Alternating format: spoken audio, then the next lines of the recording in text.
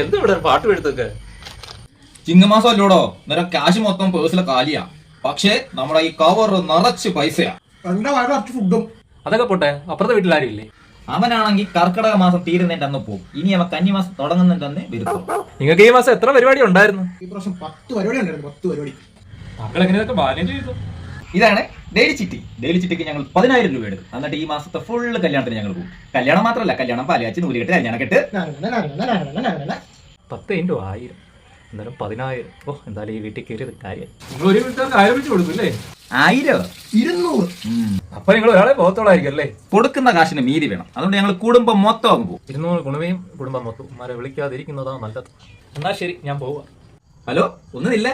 താൻ ആരാ? ചായക്കട വെച്ച് ചായക്ക് കടുപ്പില്ലെന്ന് ചേട്ടനല്ലേ വഴക്കുണ്ടാക്കിയത്. ചേട്ടൻ എന്നെ നോക്കിയായിരുന്നു. അപ്പൊ ചേട്ടൻ നോക്കി ഞാനും ഒന്ന് ചിരിച്ചായിരുന്നു. എന്തിനാ വന്നത്? ആ സത്യം എന്നോടൊപ്പം മണിലലിഞ്ഞ് ചേരട്ടെ.